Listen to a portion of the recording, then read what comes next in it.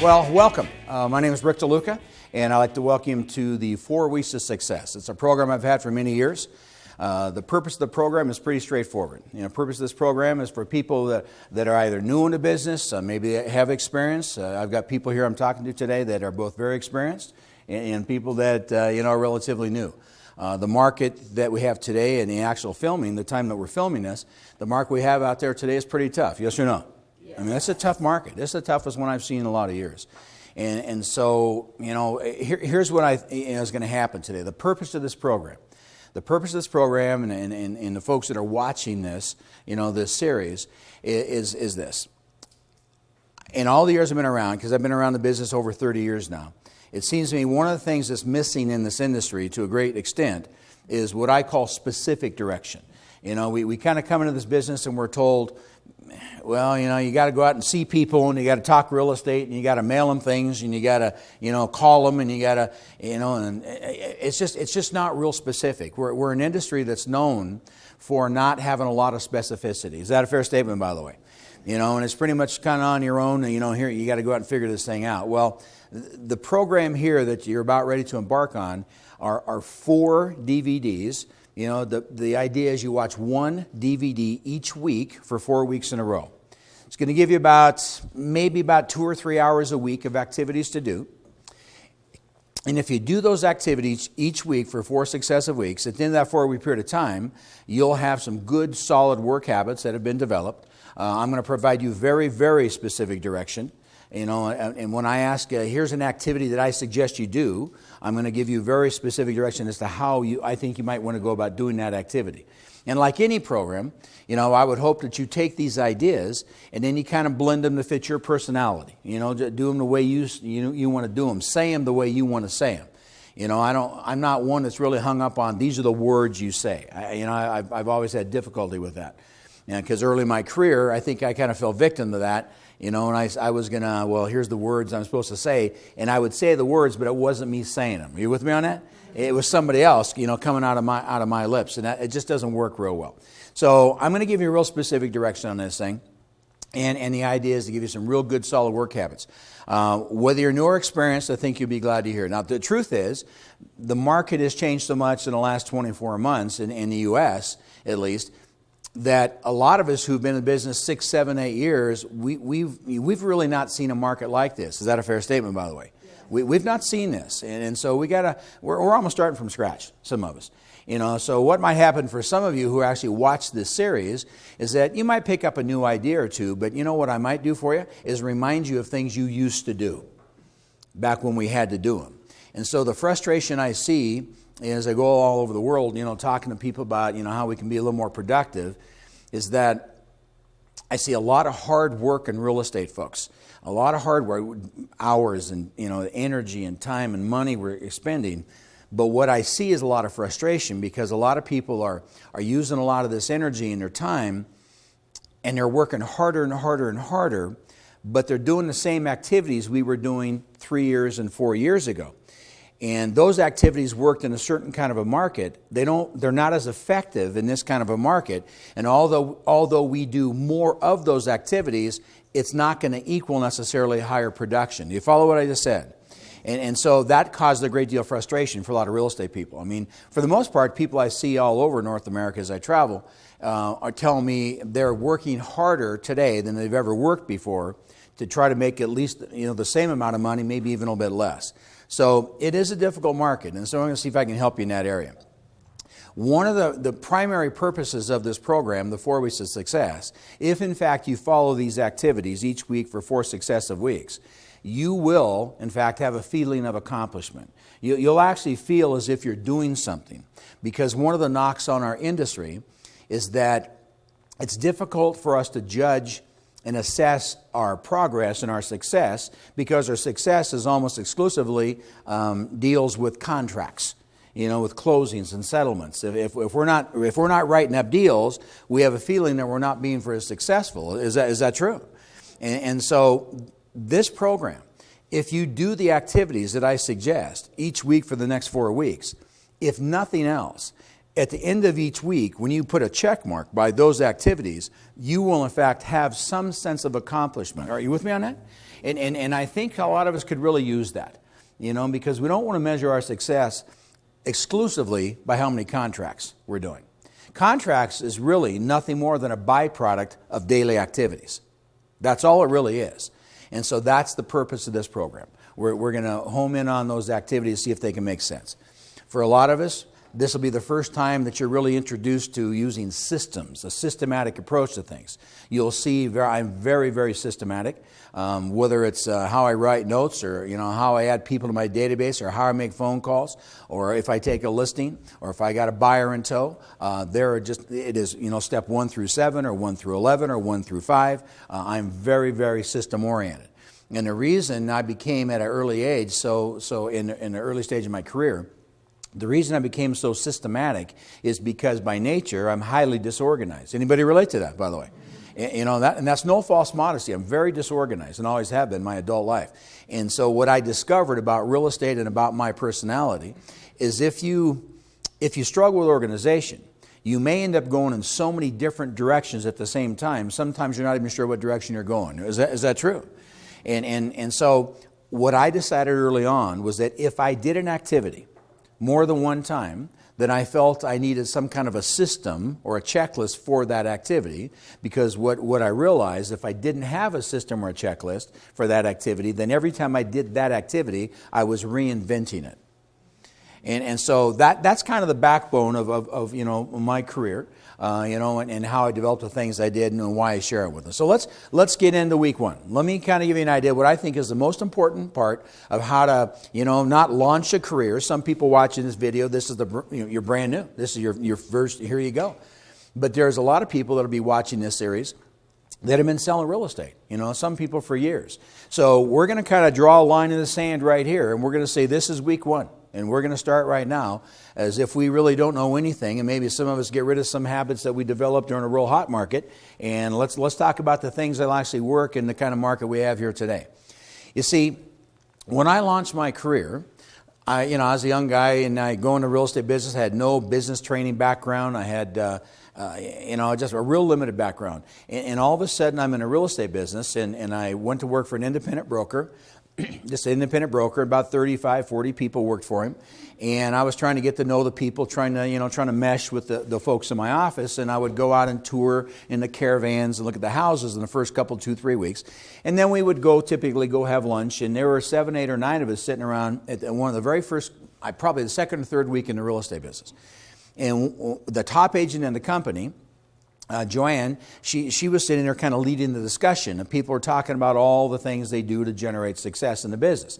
And they were talking about the advertising they did and whatever they mailed and the phone calls they made and sitting open houses, and some of them were knocking on doors and just all kinds of different activities. And, they got bus stop benches and some had shopping carts and it was just endless. And she got to me, and I'm the new kid on the block, and she said, well, what are you going to do to make it in the business? Because they had just taken 10, 15 minutes, everybody kind of sharing all the things they did. And I was overwhelmed, and when they got to me, I said, I don't really know exactly what I'm going to do, but I don't think I'm going to do most of those things. And it was just kind of a naive statement, all right, but she took offense to it, as you can imagine. And she said, well, what do you mean you're not going to do those things? And I just didn't see myself, number one, with bus stop benches and shopping carts, and I didn't see myself advertising.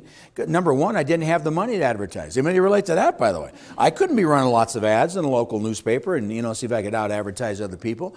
And so I didn't really see myself going out there just knocking on a bunch of doors and picking out some neighborhood. And not that that's not a good idea. I just didn't see that for me, that's all. And so she said, well, how are you going to generate business then? If in fact you're not going to do these things that we're doing.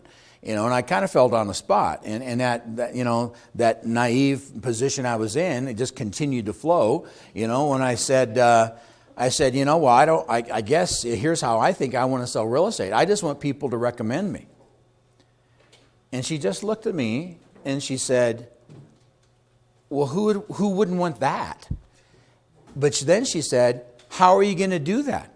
How are you going to get people to recommend you? Because the magic question she asked to me was, she said, who are you? Why would people recommend you? And I didn't have an answer. And I was a little embarrassed, a little awkward. And so, we left the lunch. I went home, and I think I stayed there for like 3 days. What do I do now, And so I finally I took a couple, 2-3 days, true story. And I said, she really asked a great question. Why do people recommend you? I mean, there's got to be a reason people recommend you. And I sat down and over this 2-3 day period, and I said, you know what? I think that's the key to whatever success I might have. You've got to intellectually understand why people do recommend you. And so I suggest, that you kind of go through what I went through and think about, why do people recommend anything to anybody? Forget real estate. Forget lending. Forget that. Why do people recommend a restaurant, a dog groomer, babysitter? Why do people recommend anything to anybody? I think it's for one reason. You see, I think there's one primary reason why people will recommend anything to anyone. And it sounds corny. It's a corny word, but I believe it with all my heart. And I believe they recommend us because they what? Because they trust us. That's why people recommend us. That's why they recommend a dog groomer, a hairstylist. And somebody goes somewhere, goes to the restaurant based on our recommendation. They get a bad meal and or bad service, and I'm embarrassed. Is that true?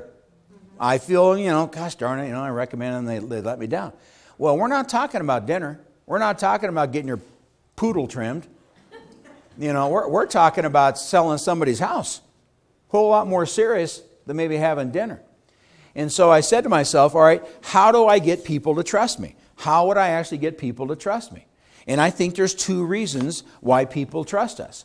One, it's because of our character. Our character. Who we are as a person is why people recommend us. Is that a fair statement? Now, we're not going to, on this DVD series, this training program right here today, we're not going to learn how to develop character. I mean, your character is what you are. That's who you are. You learn that as you've been raised in life.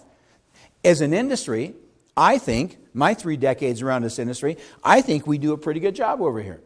Do we have some bad characters? Of course we do, but every industry has some bad characters. We do a good job. But as good a job as we do here, I think we do a horrible job on the other side. You see, character helps build trust. But you know what else builds trust in people? It's not just your character. It's also your competence.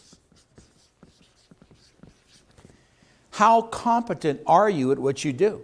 How good are you at what you do for a living? In the market conditions that we have right now, it's more important from the consumer's perspective than it's been in years to deal with someone who knows what the heck they're doing. Yes or no? We got to be brutally honest.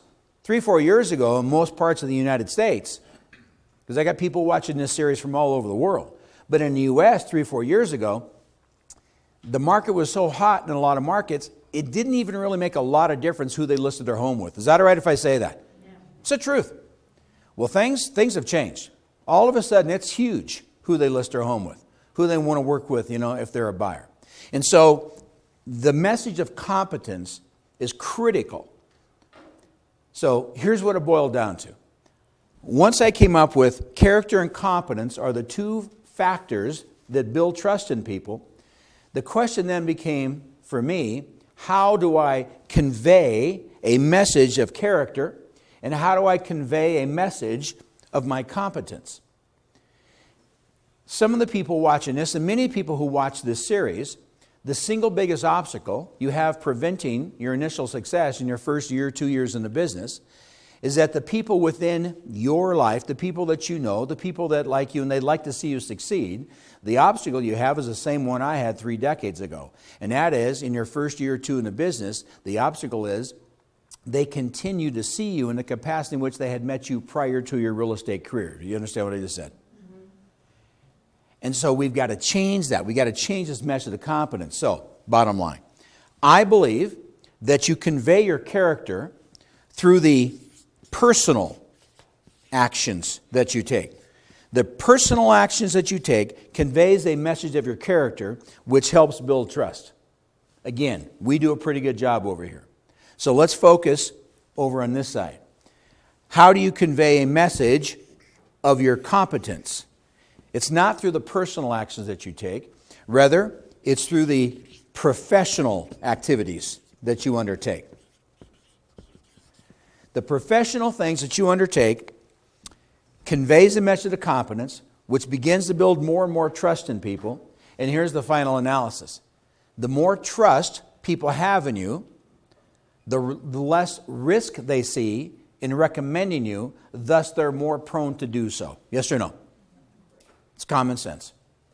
So, as we go into these first week's activities, I believe it's very important that we understand this. How do you build confidence in people? How do you convey a message of your competence? Well, I believe you've got to know the market statistically more than you've ever had to know it before. You have got to know the market like the back of your hand. And the reason why, if for no other reason, is that the consumer today is surrounded by real estate information from major news media. Is that true? True. And not always accurate, by the way. You have got to be able to have an intelligent conversation with people on what precisely is going on in the marketplace. So here, as we get into this first week, here's the activities I want you to begin to consider doing for yourself. I believe you need to know local statistics in your own market like you've never known them before. So, example, I think we need to know things like how many listings are on the market today versus 12 months ago. Do we have a lot more homes on the market? Has our inventory grown dramatically? We need to know things like the average list price and the average time to sell a home compared to the year before. I'm not trying to turn you into statisticians, but I am trying to convey a message to you that if you know a handful of statistics, you will have a tendency to use them in conversation with a consumer. And if you can use one or two statistics in a normal conversation with a consumer, if no other benefit, it would give you instant what? Credibility, which conveys a message of what? Competence. So we need to know those kinds of things. We need to know the list price versus sales price ratio. I don't know how you can price a home realistically today in the marketplace unless you can sit there in front of the seller and tell them this is what the average seller is discounting their asking price in order to make a sale today. And because multiple listing services vary all over North America, you need to make sure that the statistic you use in your MLS, if it has list price, sales price ratio, that the list price they use is the original list price, not the most recent list price just prior to the sale. If it's the most recent price, then you have to go back to get the original price and compute it yourself. I think we need to know that. How many sales has there been this year? What is the average price going on there today? Is the market going up and down in value? Those are the kinds of things you need to know. Now, I'm going to tell you in this first week, not only am I going to ask you to know these statistics, I'm also going to encourage you to do what I call a market study. You see, each week for the next 4 weeks, I'm going to suggest that you take a neighborhood, a subdivision, a tract, whatever your terminology is, and take that subdivision. Maybe it's 100 houses, maybe it's 150, somewhere in that kind of a range of size. I'm going to assign my agents to study that neighborhood for 1 week. And then the next week, another neighborhood. Next week, another one. Next week, another one. So each week now, for the next 4 weeks, you're going to see me suggest to you that you pick one neighborhood to do research in. It only take about 30 minutes, 45 minutes. It's what I call the market study.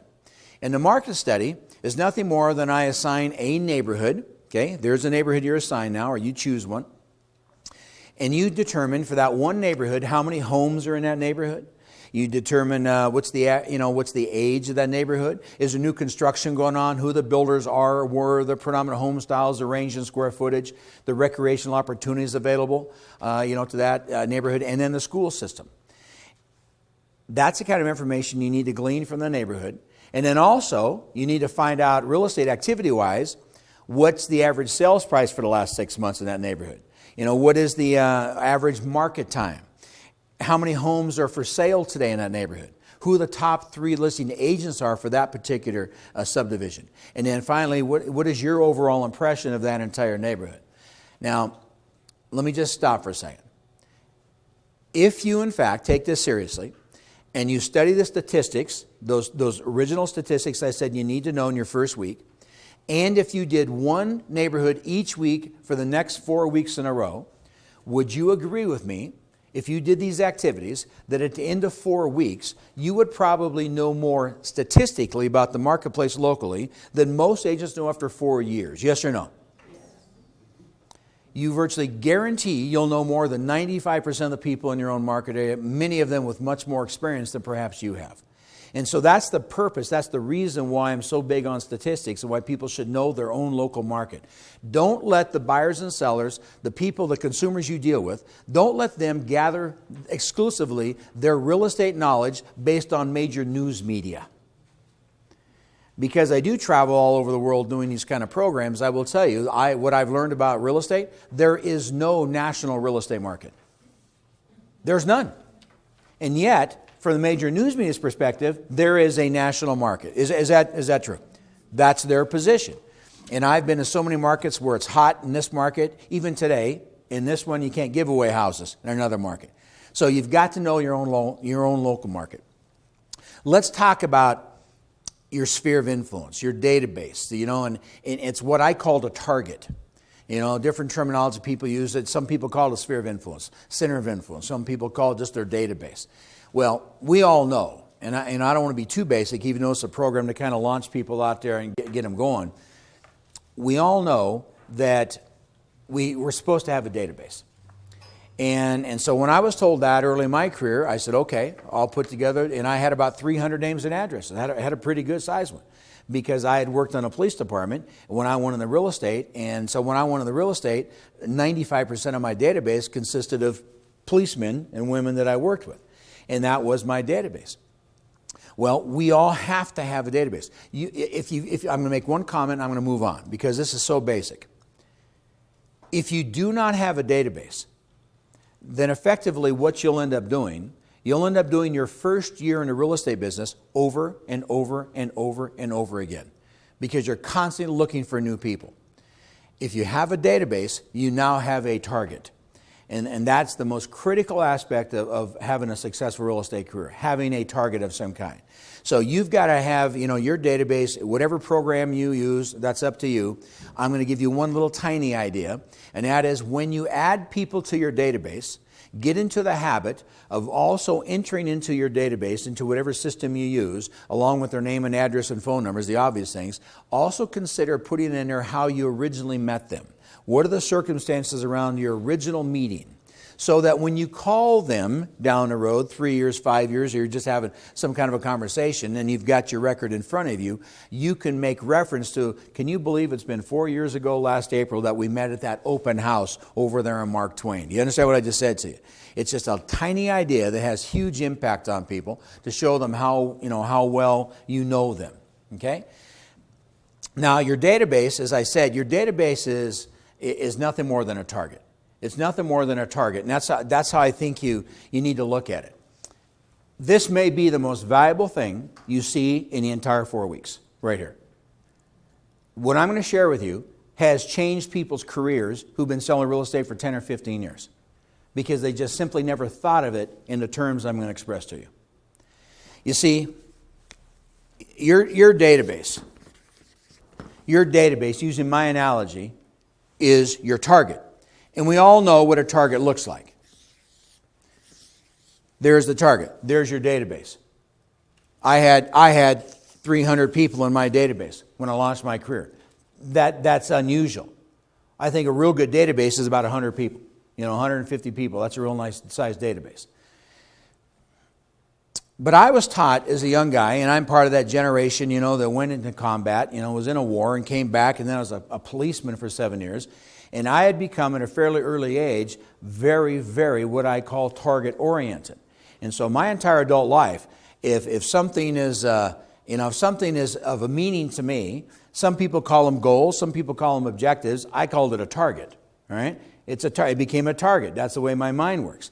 Well, you don't have to ever have fired a weapon of any kind to understand what I'm about to say to you. You're not taught to simply aim at a target. You're taught to aim at the what? At the bullseye. The most critical step to launching a successful career is 1, develop a target, your database. Two is to do something very few people do in this industry, and that is to identify who's in your bullseye by name. Mechanically, here's how I did it. I went through each one of my names, all 300 of them, one at a time, and I physically placed them in one of the circles in my target. And what I was looking for specifically were people who were in my what? Bullseye. Now here's my definition of a bullseye person.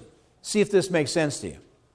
The bullseye people in your life are the people that they receive almost the same level of joy and satisfaction in your success as if they had achieved it themselves. Do you know who I'm talking about right now? You're talking a small number of people. You can probably count them on your fingers and your toes. If you're saying to yourself right now, well, you know what, yeah, I can think of this and this and this and this person. I think this one, I'm not quite sure. Here's what I'm going to caution you. If you're not quite sure they're a bullseye person, they're what? Not. That's how blatant a bullseye person is. Well, I was very fortunate. I was very blessed. I had 17 people in my original bullseye. Everyone who's watching this series, everyone right here in this audience today, every audience I stand in front of anywhere in the world, for the most part, you have been gifted great people skills. That's part of the reason why you're in the business, and many of you do well. But for all the people skills we have, for all the creativity and all the things that we have going for us on one side of our brain, most of us are a bit deficient on the other side, and it's in this area. It's because we're not real organized. We're not real systematic. We're the kind of people that'll go out and create all kinds of new things, but we're not really known for then doing them real consistently. Is that all right if I say that? It's the nature of the beast, and accept who you are. That's who I am, and I accepted that. So, I'm going to try to move you towards being a bit more mechanical. And this is what I'm talking about. You see, at the center of my bullseye, right there in the center, was a lady I met my second month of my career. Her name was Betty. She was a waitress at a restaurant. She was 25 years older than me. Got her name and address that day, put her in my database, started mailing things to her, wrote her a couple notes that year, had lunch there 3 times during the year, and I got my first referral from her 14 months into my career. And sold them a little place, and then 2 years later, those same people bought something, the largest sale I made my entire career, in my third year in the real estate business. And she became the most prolific source of real estate leads for me my entire 17 years I sold real estate. She was personally responsible for between 6 to 8 transactions a year. And she never bought a home from me in my entire career. She lived in apartments. That was her lifestyle. So, here's what I want to share with you. This is how mechanical I became. On the first Monday of each calendar month, her name was Betty. I picked up the phone and I called Betty on the first Monday of every calendar month. The next person I called was Dwayne Eisenberg, my best friend. Then I called Tom Clark. Then I called Wayne Taglia. I can tell you to this day the people that I called. And I called them and I wrote some notes. I stopped by to visit them if ever appropriate. And I did these activities throughout the month. And then when I got to the end of the calendar month, I stopped wherever I was. And on the first Monday of the next month, I went back and I called who? Betty. And I called them, then Dwayne, and then my notes, my personal visits, and I got to the end of the calendar month and I stopped wherever I was. More often than not, I ran out a month before I got to the end of my target. You with me on this? But I made sure I covered the most important people. Is that very clear to you right here, what I'm doing? Now, that is a very basic way to work a database to virtually guarantee that the most important people will hear from you every single month without fail, compared to what I've seen for years going all over the world talking to real estate people. This right here is how most real estate people work their database, right here.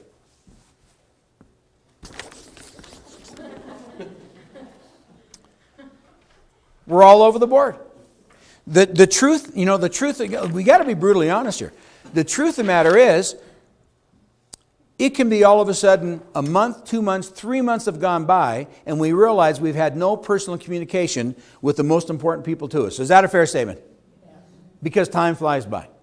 So my message to you as we're going through this now is that we would be better served if we had some kind of a mechanism, a system that made sure that we had constant communication. Nevermore, this was the golden rule of my company when I owned my company. All my agents knew Rick's golden rule. And the golden rule was never, ever, ever, ever, under any circumstances, do you allow more than 30 days to go by without personal communication between you and the people in your bullseye. And that's what it's all about. So you need to identify your bullseye. You need to have the names. You need to consciously recognize who your bullseye people are. I'm going to give you one. I'm beating this idea to death because it's huge. I'm going to give you one last comment. Let's pretend that you have 10 people in your bullseye. Psychologists tell us that the average adult knows 285 people. So picture, right here in front of you today, picture in your own mind your 10 people. Here they are. They're standing shoulder to shoulder. They're different heights and colors and sizes and shapes and ages and backgrounds. And there's your 10 people. Behind each one of your 10 people are standing how many? 285 people. If you do your job, if you work on, fine-tune, hone, whatever word you want to use, if you do your job and make that relationship stronger and stronger and stronger and stronger with your 10 people, they in turn have influence and access to the 285 people behind them, and that's where your business comes from. Does that make any sense to you? There's a huge misunderstanding in this industry that a lot of people think that their business comes from those people right here, from the standpoint of they buy and they sell. Their business should be a foregone conclusion. What you're after is not their business. You're after the business that they have access to. Does that make sense to you? But it won't happen unless you nurture that relationship with those most important people. You need to send them an introductory letter. For those of you who are new, you've got to lay this thing out. I provide the letter for you right in the workbook. You've got a workbook. You're following along with this DVD series right now. And use the letter. Massage it, make it feel, your own. If you're new to the business, you want your introductory letter, that you're excited to be in this profession. And give them the rationale why you're excited. If you're experienced, some of us, quite frankly, we need to send the letter even if we're experienced. We've been doing this for years. But here's the truth. Here's the truth. Some of us have been so remiss in having continuing relationship with our most important people, we've got to send a letter that I call the please forgive me letter. Because we haven't had consistent contact. Is that all right if I say that? Yes. And so if you're watching this series right now and you're saying, man, this is like church, he's talking to me. All right? I've been selling real estate for 4 years and I haven't had any real constant communication, then you need to send a letter to your folks, and I provide the letter to you on what you might want to say as to why they haven't heard from you on a consistent basis. And then you make a commitment that they're going to hear from you on a more consistent basis from this point forward. Let me just very quickly, because I'm going to give you some activities to do here in a few minutes, but I want to give you the step-by-step how I did the things that I did and how I've taught for years.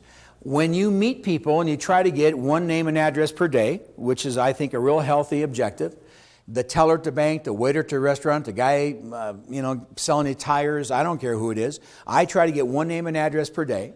I have a system on how I get people's names and addresses. And here's my system. Step one, I simply compliment the person. I just compliment them. You did a great job. You got a great personality. I bet the bank's glad you're working for them. Maybe it's something like, what, I hope I do as good a job, and my job is what, you did for me today. You did a great job. I compliment them. And then I tell them something like, you'd be great in my business. You say, I'm in a real estate business. I always make sure in the conversation, whenever possible, it comes up that I'm in a real estate business. Because what many of you have already discovered, even if you're real new in the business, when it comes up in a conversation, in a 30-second conversation with the waitress at the restaurant, that you're in a real estate business, they almost always say something about the real estate market. Is that true? Boy, I heard the market's in a tank. Hey, what's going on with interest rates? Hey, I tried to sell my house for 12 months, couldn't sell. I mean, they're going to say something about real estate 4 out of 5 times. When they do, then I use real estate statistics. I use real estate statistics right there in that conversation. Now understand, I'm talking a 30, 45-second conversation. So I don't, just rattle out all these stats. I give them 1 or 2 statistics. Well, as a matter of fact, the market is tough. It's the toughest we've seen in a long time. Example, last year, the average time to sell a home was 143 days. Today, it's taken us 165 days to sell a house. Last year, we had 7 months of inventory, 7 months worth of houses on the market. Today, we've got 9 months worth of houses on the market. I mean, just something about real estate. Because when I use 1 or 2 statistics, it gives me that what now? Credibility. It sends a message of confidence. I tell them I then have a special list of people. And here you're taking a little bit out of sequence here, but here's how it flows. You did a great job for me today. You got a great personality. I bet the bank's glad you're working for them. As a matter of fact, I'll be honest with you, we could use people like you, what I do for a living. I'm in a real estate business. The market, it is a tough market out there. As a matter of fact, last year it was this year is this. You know what? I got a special list of people that I send information to every single month. Just got a special list of people I just mail information to every single month. And if you'd like to be on a list, kind of local real estate information, what's going on, if you'd like to be on a list, I'd love to include you. Could you say that? Because you know what you're going to hear people say 65% of the time? 2/3 of the time, they say what? Put me on a list. You know the biggest advantage you have going for you in this business? People are fascinated by what you do. People are fascinated by real estate. And then I send them a handwritten note within 24 hours. That's my system.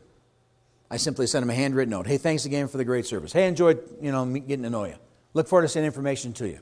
And then I add them to my monthly mailing program. So that is a step-by-step system. That's how I did it. It might work for you. When I call people, because these things I'm going to tell you to do here in a few minutes. When I call people, I have steps to a phone call. I begin this way. When I call people I knew pretty well, I said to them, Dwayne Eisenberg, my best friend. Hey, Dwayne, it's Rick. Hey, listen, Dwayne, I'm calling you with my real estate hat on. It took me 5 years to discover that beginning of a phone conversation that made it so easy now to have a real estate conversation. One of the things I struggled with early in my career was calling people that I knew fairly well and having a real estate conversation because I was always sensitive that I might be violating our relationship. Anybody know what I'm talking about there? And so I had to come up with a way that I was comfortable with actually initiating a real estate conversation with people that I knew pretty well. And what I evolved to was this one right there, and that is, hey, I'm calling you, hey, Dwayne, I got my real estate hat on tonight. That granted me permission now to have just a short conversation about real estate. I began with whatever common ground we had. I always begin my phone conversations with common ground. Whatever we had in common, that's what I began with. And then I might start the call with the point of the call. I'm in the office right now. I've got an appointment in a couple minutes. I always said that so that one, I conveyed a message that I'm working. I'm in the office right now. 2, I built in an automatic termination device. I got an appointment in a couple minutes. Now, maybe the appointment is for my next phone call, but I had an appointment. It's important because some of the people we get engaged in phone conversations, it's difficult to get off the phone. Yes or no to that one? And so I built in a termination device. And then maybe the real point of the call was, hey, I've been working with a buyer for the last few weeks, can't find a house for this guy. So I'm just calling people I know, today. If you don't mind, take 30 seconds, tell you what he's looking for, just in case you happen to run into someone's got a home like that they're thinking of selling. And if that happened, would you mind giving him my name and number? Would you mind giving him my name or number? It's a very easy conversation to have. One that just flows. The total conversation takes about 90 seconds. And then I always end on the same common ground that I began with. That is my phone call right there. That's the nuts and bolts of my phone call. Again, my phone conversations usually took between 1.5 minutes and 2 minutes, 2.5 minutes at the most. Easy to get in and get out of a phone conversation. You've got to call people. The more experience you have, the more success you have, the more important it is to actually pick up the phone and call people. Because it's one of the first activities we quit doing. Would you accept that, by the way? And if you need to get out there and generate a deal, like in the next 10 days, there's no better way to do it than start working the phones. You just start calling people. And I virtually guarantee you call enough people, you'll get something going in the next 10 days. That's just the way it works. Handwritten personal notes. I have a system for handwritten notes. They're 3 to 5 lines long. They're short and to the point. I use a broad tip pen. I don't use fine point pens. I use a broad tip pen. Psychologists tell us that a broad tip pen has a more positive subliminal message to the reader than does a fine point pen. I'm talking about a little felt tip pen. Okay? It also takes up more space in your note card too, all right, which is a nice thing.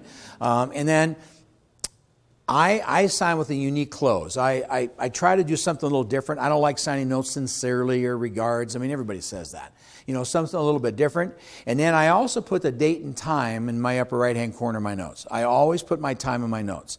Especially important if you write your notes early morning or early evening.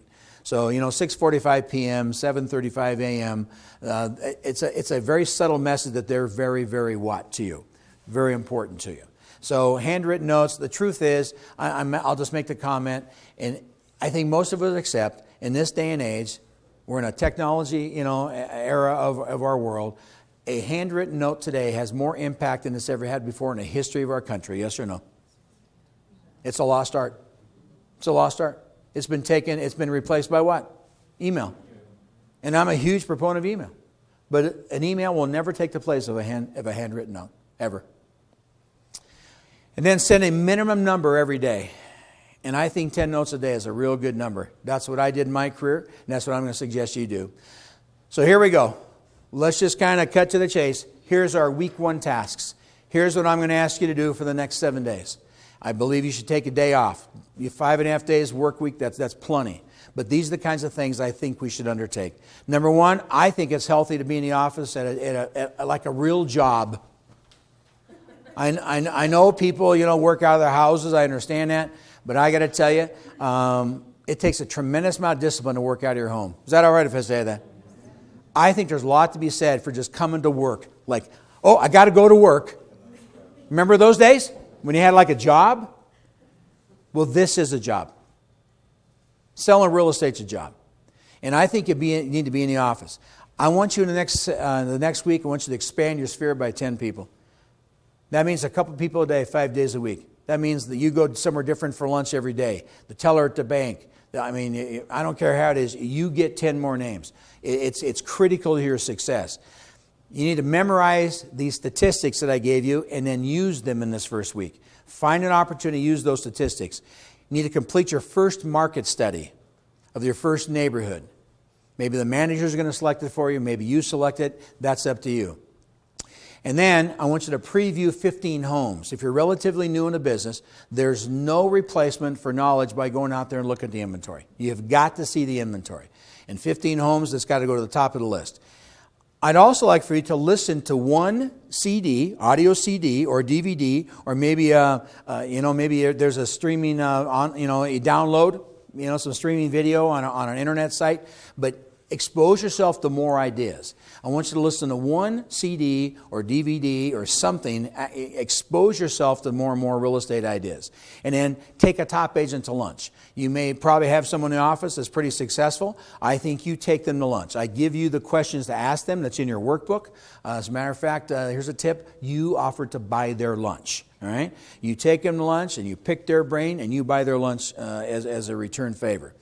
I want you to call 25 people in your database in this first week. 25 people. That's minimal. 25 people, and as I say, begin with your bullseye people. They're the easiest people to call, and I gave you a couple ideas on how you do that. I also want you to write some handwritten notes. I think 5 notes a day is a real good start. That's 25 notes in your first week. Because a lot of people have never had any experience writing notes. It's a totally foreign concept to them. So I want you to get into it maybe slowly, 25 people. I want you to have 100 names in your database by the end of the week.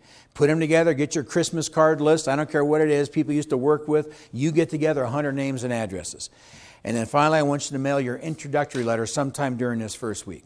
That is the assignment. Those are the tasks for your first week. It shouldn't take more than about 3 hours or so, 4 hours to do most of those activities. Previewing homes, that's kind of outside that time frame. But if you do those activities, at the end of the week, you will have a sense of accomplishment, yes or no? And I know you will.